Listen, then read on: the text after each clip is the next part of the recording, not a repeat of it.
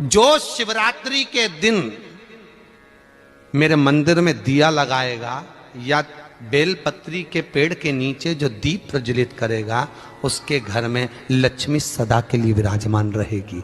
जीवन में अगर बहुत तकलीफ है, बहुत कष्ट है, आपको पहले भी कहा फिर कहते हैं, पंगरात्रि पड़ेगी।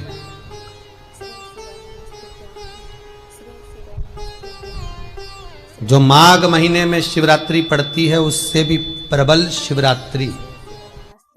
ये शिवरात्रि 19 वर्ष के 2 बार गैप करने के बाद 183 वर्ष के बाद आएगा, और 183 वर्ष के बाद फिर इसमें की शिवरात्रि प्राप्त होगी। और 183 वर्ष किसने देखे? कौन ने देखे? और निवेदन करूंगा, अगर जिंदगी में थोड़ी सी तकलीफ है, दुख है, कष्ट है, परेशानी है, तो उस शिवरात्रि को हाथ से मत जाने दो। वाली शिवरात्रि को आपको पहले भी कहा कि क्या क्या वस्तु भगवान शंकर को हम रात्रि के समय पर चढ़ा दें, जिससे हमारा रोग समाप्त हो जाए, हमारी बीमारी समाप्त हो जाए, हमारे जीवन में सुख समृद्धि लक्ष्मी आ जाए। वो समर्पण का भाव। और शिवरात्रि आने में देरी है और आपके जीवन में बहुत कष्ट है, बहुत कष्ट। महाराज 5 कमलगट्टे, 5 बेलपत्र तांबे के लोटे में जल भरकर रख लीजिए। सीधे हाथ पर उस कलश को रखो जिसमें 5 कमलगट्टे और 5 बेलपत्र रखिए। श्री शिवाय नमस्तुभ्यम शिव महापुराण का मूल मंत्र है, जैसे भागवत का मूल मंत्र है ओम नमो भगवते वासुदेवाय। शिव महापुराण का मूल मंत्र है श्री शिवाय नमस्तुभ्यम। इस मंत्र का 5 बार स्मरण कर कर आपको जो तकलीफ है उसको हृदय चित्त से धरकर मस्तक से कलश को लगाकर किसी एकांतेश्वर महादेव पर, एकांतेश्वर महादेव मतलब अपने गांव से, नगर से, शहर से जो बाहर खेड़े में हो, बिल्कुल बाहर, जिस शिवलिंग पर कोई पूजन करने ना जाता हो, एकांत में बैठे हो, जंगल में बैठे हो, कहीं किसी वृक्ष के नीचे विराजमान हो, ऐसे एकांतेश्वर महादेव पर अपनी कामना कर कर वो जल समर्पित कर दो। 1 बेलपत्र, 1 कमलगट्टा उठाकर अपने घर पर लेकर आ जाओ। जो तकलीफ बहुत ज्यादा हो रही है 5 दिन में आपको मालूम पड़ जाएगा, 5 दिन में अंतर आ जाएगा। शिव का अनुमोदन करो, शंकर का स्मरण करो। महाराज ये अश्विन का जो अधिक मास है 183 वर्ष के बाद वापिस आएगा। योग, ये योग पहले मिल जाता 19 वर्ष में, पर अब मिलेगा 183 वर्ष।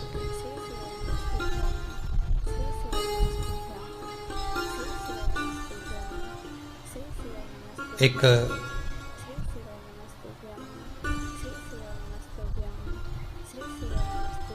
किन्हीं माता जी का एक प्रश्न था, वो ध्यान में नहीं आ रहा है वो कहाँ से थी, कि उन्होंने एक प्रश्न किया था, व्हाट्सएप पर लिखा हुआ आया था कि उनके घर में कोई बहुत ज़्यादा बीमार पड़ा हुआ है और बहुत बुजुर्ग है, लगभग 90-95 साल की हैं, और शरीर गल गया, शरीर में अब कीड़े पड़ रहे हैं। सिस्टर को बुलाते हैं, डॉक्टर को बुलाते हैं, तब उनको साफ करते हैं, शरीर इतना गल चुका है। उसके लिए क्या करना चाहिए? एक निवेदन करूंगा, एक भगोनी में गेहूं रख लीजिए, एक पात्र में गेहूं, जो बहुत बुजुर्ग हो चुकी हैं, कीड़े पड़ रहे हैं शरीर में, आपने एकादशी दे दी, गीता जी करवा दी, पाठ करवा दिया, गौदान करवा दिया, मोक्ष करवा दिया, सब कुछ करवा दिया, तो भी मुक्ति नहीं मिल रही है, तो पात्र में गेहूं रखकर उन माता जी की सीधे हाथ की 3 उंगलियां उस गेहूं में डालकर उनका नाम और गोत्र बोलकर वो गेहूं गाय को खिला दीजिए।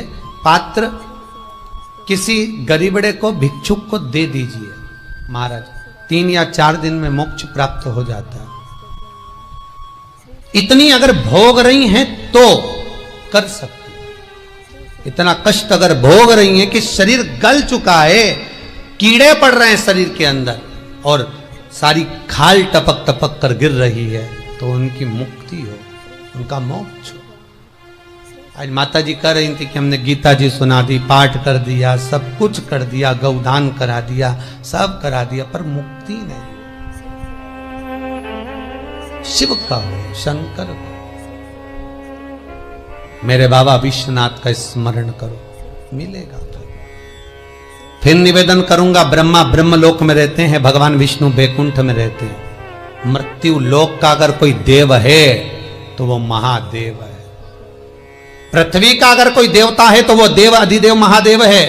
पर हमारी आदत है, हम पड़ोस की काकी आती है तो उसको प्रणाम करते हैं, मासी सास आती है तो उसको नमन करते हैं, चाची सास आती है तो उसको नमन करते हैं, और घर में सास बैठी रहती है उसको कभी नमन नहीं करते। आदत है ना हमारी।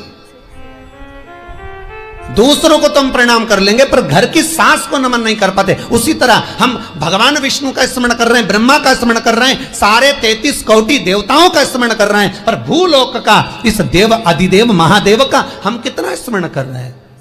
हम तो भगवान शंकर के मंदिर में भी जाते हैं तो छल करते हैं, गए मंदिर में, वहां का लोटा उठा लिया, पानी भर लिया, शंकर जी को चढ़ा दिया, लोटा दूसरे का, पानी दूसरे का, मंदिर भी दूसरे का, पानी चढ़ा दिया बस। और इतनी सात्विकवान सिर पे पल्लू मल्लू रे कि ऐसे पानी चढ़ाए, शंकर भगवान भी सोचे काय को नौटंकी करे रे, काय को नाटक करे, पानी दूसरे का, लोटा दूसरे का, शंकर जी पे चढ़ा रही।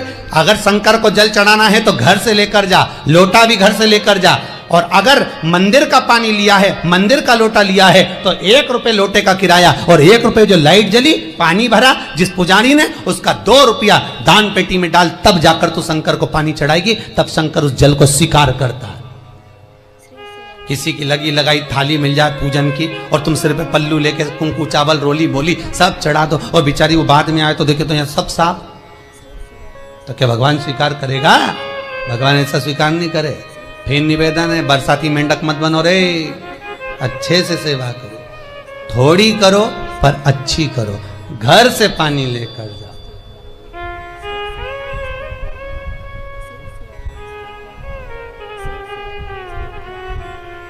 कल कोतवाली चौराहे से, हमारे सीहोर के कोतवाली चौराहे से कोई बहन जी आई थी 33 मालपुआ लेके, कहे गुरुजी संकल्प करा दो। हमने कहा पानी लाओ, तो क्या तुम्हारे यहाँ नहीं है? हमने कहा हमारे यहाँ तो कुआं है, लिया। चावल लाओ, तो क्या गुरुजी पूजन मंडप में होंगे ना चावल जरा सा। हमने कहा वापिस घर जाओ, निकलो। कितनी बार भागवत सुनी, राजा बलि के दरवाजे पर वामन भगवान खड़े हैं। राजा बलि वामन भगवान से कहता है, प्रभु आपके एक हाथ में छत्र है, दूसरे हाथ में कमंडल है। तो राजा बलि कहता है आपके कमंडल का जल दे दो, मैं संकल्प छोड़ देता हूं। वामन भगवान कहते हैं राजन, अगर मेरे कमंडल का जल लेकर तू संकल्प छोड़ेगा तो वो संकल्प मान्य नहीं होगा, तुझे स्वीकृत नहीं होगा। किसी की लगी लगाई थाली में से कुंकू चावल चढ़ा दोगे तो कुछ मिलना है क्या? अरे बोलो तो। विष्णु पुराण में तो यहां तक लिखा है कि किसी का लगा हुआ दिया, किसी का दिया मंदिर के अंदर रखा था, तुमने अपना डब्बा खोलकर बत्ती निकाल कर उसके दिए में रखकर जला दी और सोच रही है कि मैंने खूब बड़ा काम कर दिया, तो उसका तो फल ही नहीं मिला। विष्णु पुराण कह रही है खुद का दिया, खुद की बाती, खुद का दीप अगर जलाती तो फल मिलता। किसी मंदिर में तुम रोज डब्बी लेकर जाओ, बत्ती लेकर जाओ, मना नहीं है, पर उस मंदिर में पहले से 5 दिए, 7 दिए, 11 दिए तुम रख कर आओ तो जलाओ। दूसरे के रखे हुए दिए में 50 बार बाती जला कर आना, उसका कोई फल नहीं मिलने वाला, उसका कोई फल नहीं है हमारा।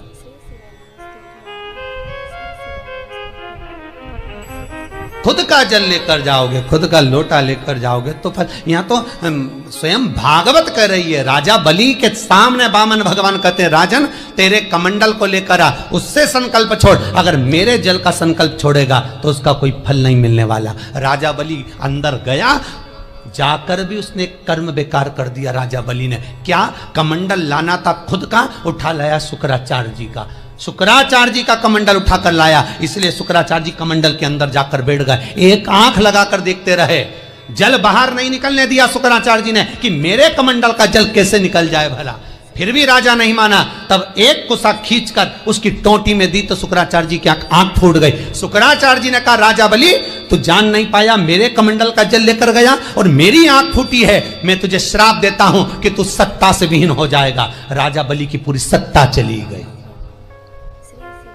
पूरी सत्ता मात्र कमंडल के जल के कारण चली गई। तो आप अगर दान करने जा रहे हो, आप कन्या दान करने जा रहे हो, आप गौ दान करने जा रहे हो, आप वस्त्र दान करने जा रहे हो, आप मालपुए का दान करने जा रहे हो, आप स्वर्ण दान करने जा रहे हो, तो जल चावल आपका होना चाहिए, संकल्प आपका होना चाहिए, दूसरे का नहीं। इसलिए नैमिषारण्य में जो 108 शिव महापुराण की पोथी बिठाई, तो वहां जो संकल्प छूटा आपके घरों में छुड़वाया, घर के अंदर।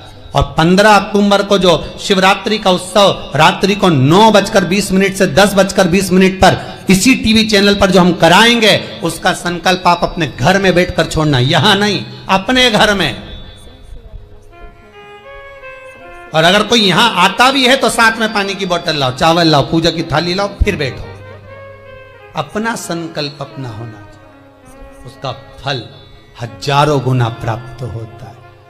दूसरे का जल, दूसरे का चावल स्वीकार कर लिया, उससे फल की कामना नहीं है, मिलता। फिर भले 4 घंटे तक तुम ढोलक बजा बजा के गाओ, तांबा का हंडा में तातो धरा पानी, और नींद आए भोला नवा के रहूंगी, भोले को अपना बना के रहूंगी। शंकर भगवान जी बोले पूरी रात गाए तो भी नहीं आऊं मैं, तो जा गाय को है भोलेनाथ। शिव को मनाने के लिए आडंबर की जरूरत नहीं है, शंकर को मनाने के लिए बहुत साधना करने की भी जरूरत नहीं है। शंकर तो कहते हैं 3 बार ताली बजा दो, बम बम बोल दो, उतने में भी राजी हूं। पानी नी भी चढ़ाए चलेगा, ताली नी भी बजाए चलेगा, बम बम नी भी बोला चलेगा। शंकर का शिव महापुराण की कथा कहती है, इतना भी ना बने तो मेरे मंदिर के सामने से निकल कर चले जा, उतने में भी कल्याण कर दूंगा। ये भी ना बने तो मेरे मंदिर का शिखर देख ले, शिखर दर्शनम सर्व पाप नाशनम, मात्र शिखर का दर्शन कर लेने पर भी मैं तेरे पाप छिन्न कर देता हूं, समाप्त कर देता हूं, तेरी जिंदगी खुशियों से भर। शिव करें उतने में भी संतुष्टि,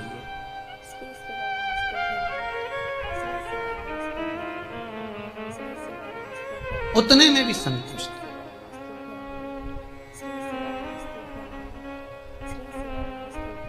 शंकर का अनुमोदन करने वाला, शिव का स्मरण करने वाला है।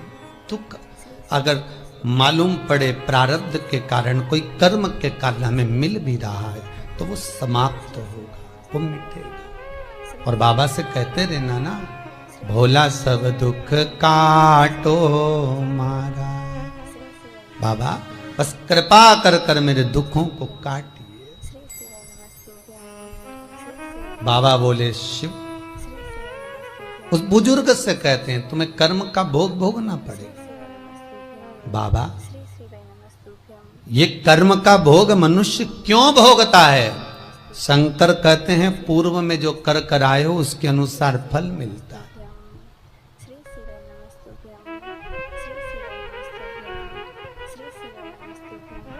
अभी 2 दिन पहले की कथा याद करो, कथा में कहा था खूब भगवान ने धन दे दिया, जिसके घर में 10-10 नौकर लगे और घर का मालिक इतना चड्डा पहनकर, टी-शर्ट पहनकर कुत्ते को छी करा रहा है। कथा में कहा था कि नहीं कहा था? तो किसी ने प्रश्न किया था, गुरुदेव इनके घर में 10-10 नौकर लगे, इनके घर के बच्चों को तो नौकरानियां पाल रही, दासियां पाल रही, और सेठ जी अच्छा चड्डा पहन के, टी-शर्ट पहन के कुत्ते को छी करा रहा, तो ये कहीं लिखा? अरे गरुड़ पुराण उठाकर देखो ना, ये भी कर्म का भोग है, कि तेरे घर में 10 नौकर काम कर रहे हैं और कुत्ते को छींची मॉर्निंग वॉक में तू करा रहा है। तुमने भी देखा होगा रे, जितने लोग टीवी पे कथा सुन रहे हैं, सही बताओ ईमानदारी से, अपनी अपनी स्वीकृति भेजना हो व्हाट्सएप पे जरूर। देखा होगा कि नहीं देखो, सुबह सुबह लोग कुत्ता इतनी शान से घुमाए, कुत्ता इनंग जाए तो वो इनंग, कुत्ता उधर जाए तो वो उधर। हमें ये समझ में नहीं आया कि ये कुत्ते को घुमा रहा है कि कुत्ता इसे घुमा रहा है। वो इधर जाए उधर, उधर जाए उधर, उधर कहाँ कर। इसलिए निवेदन मत बुरे कर्म कर बंदे, वरना पछताएगा। भगवान की आंखों से तू बच नहीं पाएगा, तू बच नहीं पाएगा। कर्म का भोग भोगना पड़सी पड़ेगा, चाहे रो के भोगो चाहे हंस के भोगो। इसलिए निवेदन है, खूब बढ़िया चकाचक खाओ पियो मौज करो, जिंदगी अलमस्त जियो। कितनी भी जिंदगी में दुख आए रोना नहीं, सुखी रहना, मुस्कुराते रहो, क्योंकि आखिरी में जो फोटो टंगेगा वो तो मुस्कुराने वाला ही टंगेगा।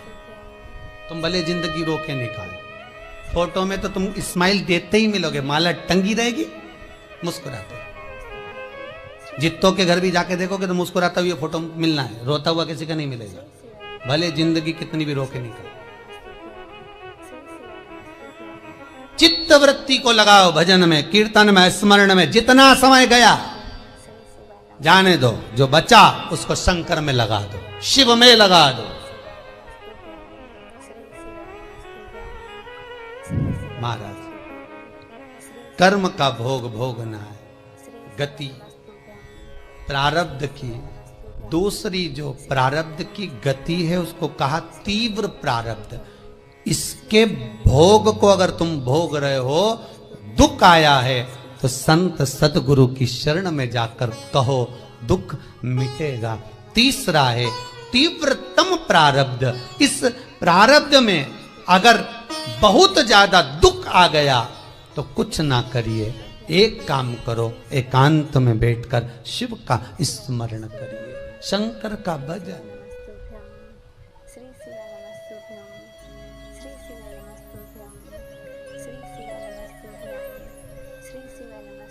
बटकेश्वर महादेव और पिपलेश्वर महादेव,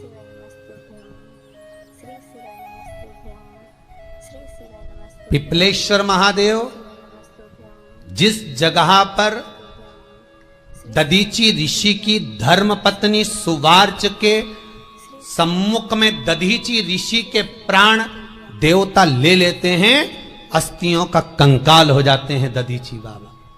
उनकी धर्म पत्नी रोती हुई अपने पेट पर पत्थर मारती है गर्भ को नष्ट करने के लिए। वहां शंकर भगवान प्रकट होते हैं पीपल के पेड़ के नीचे। शिव जी का नाम पिपलेश्वर महादेव हुआ। जो बालक पीपल के पेड़ के नीचे जन्मा उसका नाम पिपलाद हुआ। दो महादेव अपनी पुस्तिका में लिख कर रख लो, एक बटकेश्वर महादेव और एक पिपलेश्वर महादेव। अदालत में कोई कार्रवाई चल रही है, अदालत में कोई केस चल रहा है, अदालत में कोई बात चल रही है, नहीं जीत मिल रही, नहीं विजय मिल रही, हार गए, पेशियां लगा लगा कर एक बार बड़ के पेड़ के नीचे बालू मिट्टी का शिवलिंग बनाकर उसकी पूजन करो। पूजन अर्चना कर कर दही 3 चम्मच नाम लेकर चढ़ाओ जिसके साथ केस चल रहा है, और 3 चम्मच दही चढ़ाकर उस दही को उठा लो और रुमाल पर उसके छापे लगा लो, सफेद रुमाल पर। भगवान शंकर की पूजा अर्चना कर कर जल में विसर्जन कर दो बटकेश्वर महादेव का नाम लेकर, और उस रुमाल को घड़ी बनाकर रख लो। अगली पेशी जब हो उसको साथ लेकर जाओ, केस जल्दी निपटेगा, विजय प्राप्त होगी। मात्र 3 सोमवार करिए बटकेश्वर का स्मरण। उसी तरह पिपलेश्वर महादेव, कितनी भी बड़ी जिंदगी में रोग हो, चाहे कैंसर जैसा हो, लीवर हो, किडनी हो, कितना भी बड़ा रोग हो, भगवान पिपलेश्वर महादेव का स्मरण करिए। पीपल के पेड़ के नीचे शंकर भगवान के शिवलिंग का निर्माण कर कर उसकी पूजन अर्चना करिए, उस पर शहद चढ़ाइए। पीपल का वृक्ष, आंवले का वृक्ष, शमी का वृक्ष, बेलपत्र का वृक्ष, ये औषधि पूर्ण है महाराज। डॉक्टर ने कह दिया डायलिसिस कराना जरूरी है, तो एक बार इस शिव महापुराण का उपाय जरूर करना।